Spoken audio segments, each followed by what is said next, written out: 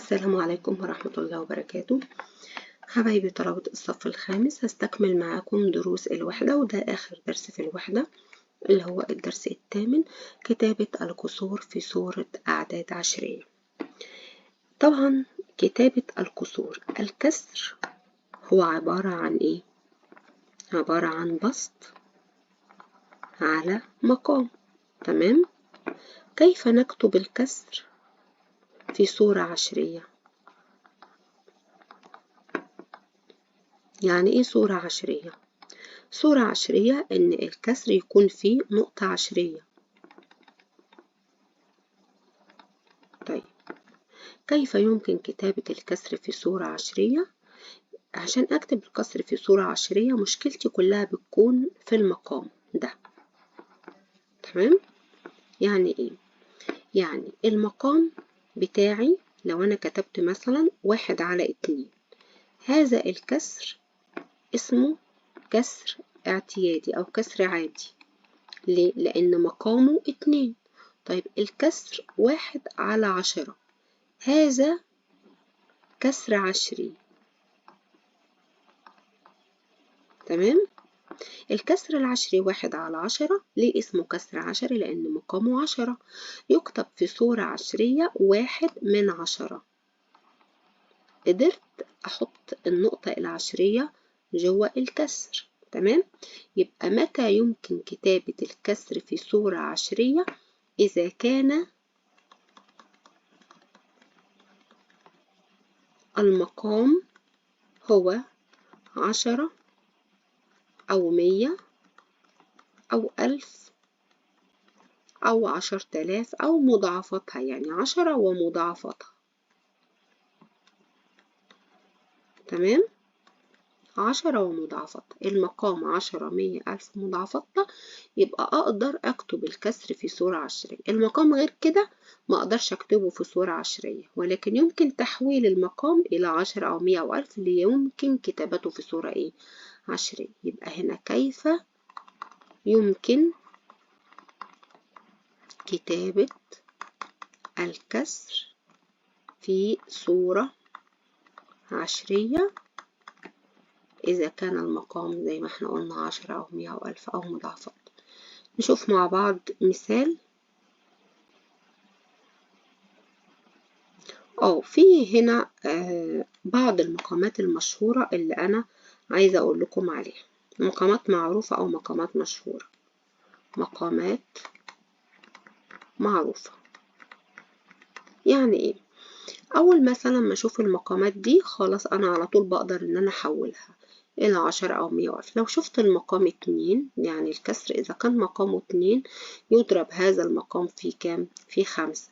طب لو المقام 20، الاتنين بقى دي حط لها صفر، حط لها صفرين، حط لها 3 أصفار، حط لها أي حاجة، يعني المهم أي عدد من الأصفار، المهم إن هو يكون 2.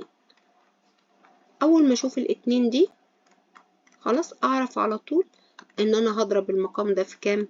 في 5. 2 ضرب 5 خليت المقام 10. 20 ضرب 5 هنزل الصفر، و2 ضرب 5 10 خليت المقام 100. 200 ضرب 5 هنزل الصفرين اللي جنب الاتنين، و2 ضرب 5 10 خليته 1000. هنزل التلات أصفار واضرب 2 ضرب 5 10 خليته 10,000. يبقى أول ما أشوف 2 في المقام 2 بقى، أو أشوف 20 أشوف 200، المهم إن أنا أشوف الاتنين وجنبها أصفار. دي مقامات معروفة على طول، يعني بعرف إزاي أحولها إلى 10 أو 100 أو 1000 أو كده. طيب إذا أنا شفت الخمسة أو شفت 50 أو شفت 500 أو شفت 5000 وهكذا، أضربها في كام؟ أضربها في 2. 5 ضرب 2 10، 50 ضرب 2 100، 500 ضرب 2 1000. خلاص؟ يعني أهم حاجة إن الخمسة والاتنين دول إيه؟ إخوات على طول. أول ما أشوف الخمسة أضربها في الاتنين عشان أحول المقام إلى 10 أو 100 أو 1000 أو مضاعفاته. طيب المقام إذا شفته بقى إيه؟ إذا شفته 4، إذا المقام كان 4 يضرب المقام 4 في 25 ليكون 100. طب لو المقام 40 عادي، هو برضو بيضرب في 25.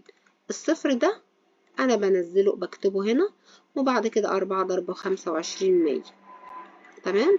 طب لو شفت 400 نفس الفكرة، هضربها برضو في 25، هكتب الصفرين، و4 ضرب 25 ب100 يبقى 10,000. خلاص.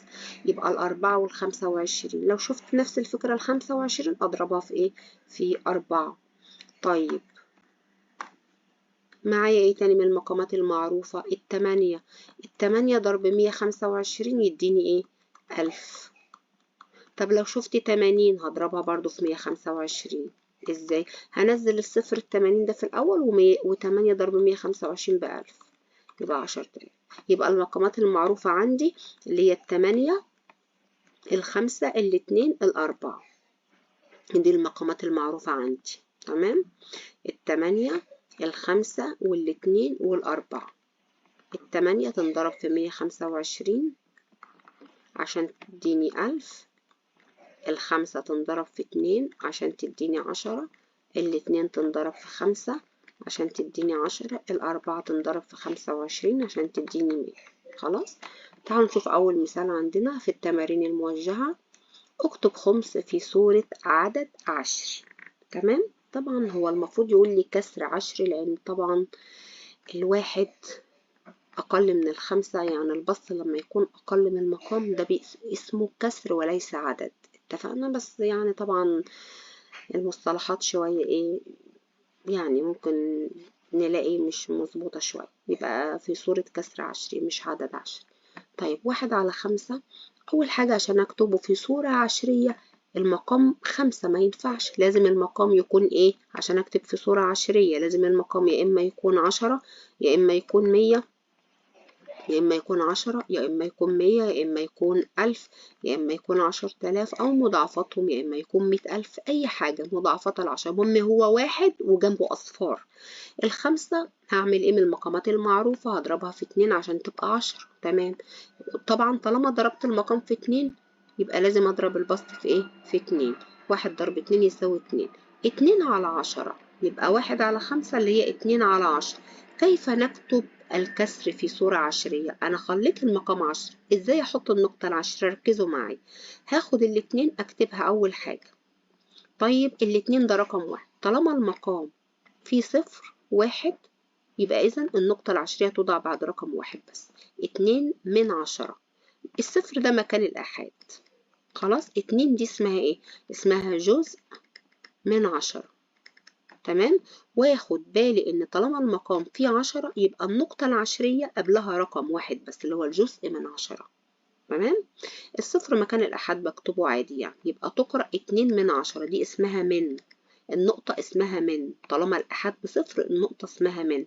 الأحاد لو مش بصفر يعني مثلا كده النقطة مش هيبقى اسمها من، هتبقى اسمها و. ليه؟ لأن هقرأ دي 1/2/10. تمام. نشوف مثال تاني. 11/25. طيب الخمسة اكتب في صورة عدد 10. طيب هنا عندي 25 المقام أحوله إلى 10 أو 100 أو 1000 أو مضاعفات، هضربه في 4. 5 ضرب 4 25 ضرب 4 100. فوق 11 ضرب 4 44. 44/100 برضه هو كسر 10 لأن البسط أقل من المقام، هيبقى 44/100.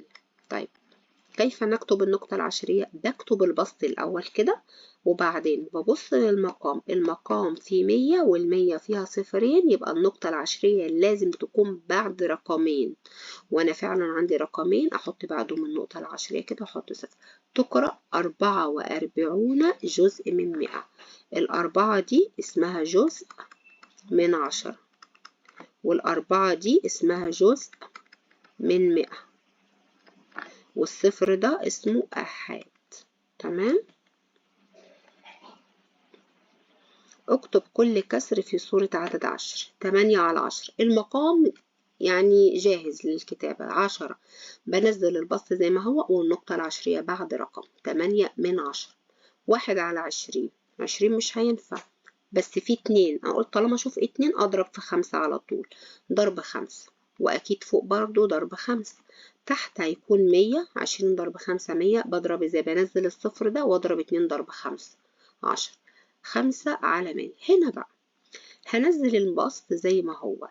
المقام فيه صفرين اللي هو الصفرين المية، يبقى 5 على 100. 5 من 100. كيف نكتب 5 من 100؟ عندي رقم واحد بس في البسط، لازم يكون النقطة العشرية دي قبلها رقمين مش رقم واحد. لو أنا كتبتها كده هتبقى 5 من 10. طالما المقام فيه صفرين يبقى لازم قبل النقطة العشرية رقمين. أحط رقم من عندي اللي هو الصفر، تبقى 5 من 100. طالما تحت صفرين يبقى لازم النقطة العشرية دي يكون قدامها رقمين. تمام. لو عندي رقم أزود عليه أنا صفر. طيب 17 على 20. 20 هتضرب في 5. طالما شفت الاتنين يبقى خلاص أضرب في 5 على طول. ماشي. 17 ضرب 5 85 على 100. هكتب 85 والنقطة العشرية بعد رقمين. ليه بعد رقمين؟ عشان المقام فيه صفرين. 85 من 100 تقرأ 85 جزء من 100. 8 جزء من 10. 5 جزء من 100 والصفر أحد. طيب 4 على 25. أول ما أشوف المقام 25 أعمل إيه؟ أضرب في 4. هنا في 4 وهنا في 4. لازم يعني عشان أكتب على صورة عشرية لازم المقام يكون 10 100 ألف. أول حاجة لما يقول لي أكتب في صورة عدد عشري أول حاجة ببص له المقام. أنا ببص على المقام على طول مش ببص على البسط. لازم أول حاجة أبص عليها المقام. خلاص 4 ضرب 25 100 فوق 16. سوري 4 ضرب 4 16. 16 على 100 يعني 16 من 100. بنزل ال 16 زي ما هي. تمام. وبكتب ايه؟ النقطة العشرية بعد رقمين. ليه رقمين؟ عشان المقام فيه صفرين اللي هو صفرين المية. 1 على 10. 1 من 10. دي سهلة بقى. المقام فيه صفر واحد يبقى البسط يكتب والنقطة العشرية بعد رقم. 8 على 25. المقام 25 يكتب يضرب في 4 ليحول إلى 100. 40 على 100 تكتب 40 من 100. بنزل البسط زي ما هو وبعدين العلامة العشرية بعد رقمين. 40 من 100. خلاص. هنا ممكن صفر يروح مع صفر تكتب 4 من 10 على فكرة يعني. وأنا لو كتبتها 40 من 100 الصفر ده ملوش أي لازمة يعني عادي بيروح. الصفر اللي قبل العلامة قدام خالص ده ملوش أي قيمة ممكن أشيله. 14 على 25. أول حاجة أبص المقام 25 أضربه في 4. في 4. 14 ضرب 4 56. 4 ضرب 25 100. 56 على 100. 56 طالما تحت صفرين يبقى العلامة بعد رقمين. 56 دول الستة رقم والخمسة رقم أحط العلامة. 56 من 100. 1 على 4 ده ربع ومعروف الربع 25 من 100 لو احنا عارفين يعني. بس لو انت شفت الأربعة اضرب في 25 فوق في 25. 4 في 25 ب100. طالما المقام أصبح 100 خلاص أقدر أكتبها على صورة عشرية. 25 على 100 يعني 25 من 100. فوق رقمين وتحت صفرين يبقى خلاص العلامة هتبقى بعد رقمين. 7 على 20 هضرب فيه هنا 5 وهنا 5. 100 وهنا 35. 35 على 100 اللي هي 35 من 100. هنا ضرب 4 وهنا ضرب 4. 4 على 100. هنا بقى لازم أنزل البسط 4. النقطة العشرية لازم تكون بعد رقمين. خد بالكوا دي 4 على 100 يعني 4 من 100. لو أنا كتبت كده هتبقى 4 من 10. تحت صفرين يبقى لازم النقطة دي تكون قبلها رقمين. أنا ما عنديش إلا رقم أحط هنا صفر عشان تبقى 4 من 100. 9 على 10 على طول المقام هنا جاهز مفيش مشكلة. 9 من 10. 9 على 25 ضرب في 4 في 4. 36 على 100. مفيش مشكلة طالما فوق رقمين تحت صفرين عادي يبقى 36 من ايه؟ من 100. أوجد كل مجهول. ج على 20 يساوي 56 من 100. شوفوا معايا ده كسر بسط على مقام. هكتب الكسر العشري في صورة كسر عادي يعني بسط على مقام. أول حاجة خالص النقطة العشرية حط ايدك عليها، قبلها كم رقم؟ 1 2 يبقى المقام 100. رقم 1 2 يبقى صفرين، فوق اكتب 65. خلاص. طيب 20 صارت 100 ضربت في 5 يبقى كام؟ في 5 يديني 65. 13 ضرب 5. تمام. طيب هنا 7 على 10، 7 على دبليو، 7 من 10 اللي هي 7 دي اللي هي 7 على 10. 7 من 10 يعني 7 على 10. فوق هنا 7 وهنا 7 يبقى الدبليو بكام؟ ب10. هنا إن على 50، 18 على 100. عايزة اكتبها على صورة بسط ومقام. النقطة العشرية اهي، قبلها كم رقم؟ ال8 وال1، رقمين يبقى تحت 100، رقمين يبقى تحت 100. 18 من 100 يبقى تحت 100. ال18 بقى تتكتب فوق. يبقى أهم حاجة النقطة العشرية قبلها رقمين يبقى المقام 100، وال18 تتكتب فوق عادي خالص. طيب هنا ال100 صارت 50، اتقسمت على كام؟ على 2. يبقى ال18 تتقسم على 2 تبقى كام؟ 9. يبقى لأن ب9. تمام.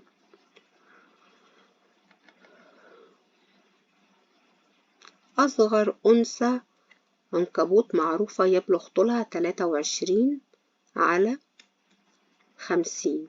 تمام. أصغر ذكر عنكبوت معروف يبلغ طوله 37 على 100. اكتب كل كسر على هيئة عدد عشري. ده الكسر الأولاني، عشان أكتبه على هيئة عدد عشري هعمل إيه؟ هنكتب بس الكسر التاني هو 37 على 100 هو كمان. تمام. يلا هنا هنضرب في 2. أنا قلتلكوا أول ما نشوف الخمسة نضرب في 2. طيب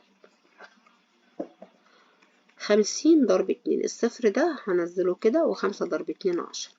23 في 2، 3 ضرب 2 6، و2 ضرب 2 4، 46 على 100. المقام فيه صفرين يبقى لازم البسط يكون رقمين. ادي رقمين اهو، يبقى النقطة العشرية بعد رقمين، لأن هنا صفرين يبقى لازم النقطة العشرية تكون من 100 بعد رقمين. 46 100. 37 على 100 هنا المقام مفيش أي مشكلة فيه، مش هحول، هو جاهز. هكتب 37 والنقطة العشرية بعد رقمين اللي هو 7 و3، يبقى 37 من 100. شرب سالم 3 على 10 لتر من الماء طول اليوم. اكتب 3 على 10 على صورة أو على هيئة عدد أو كسر عشري. المقام جاهز. هنزل البسط 3 والنقطة العشرية بعد رقم. ليه بعد رقم؟ لأن المقام فيه 0 1. المقام لو فيه 0 يبقى النقطة بعد رقمين. 3 من 10. في تمرين الهوكي قضت وفاء 19 على 20 ساعة تتمرن على التمرين. اكتب 19 على 20 في صورة عدد عشري. تمام. لازم المقام يبقى 100، يبقى اضرب هنا في 5. اول ما اشوف الاتنين قلت لكم نضرب في 5 على طول. اول ما اشوف الاتنين 20 ضرب 5 100، 19 ضرب 5 5 وايه و90، يبقى 95 على 100 يعني 95 من 100. تمام.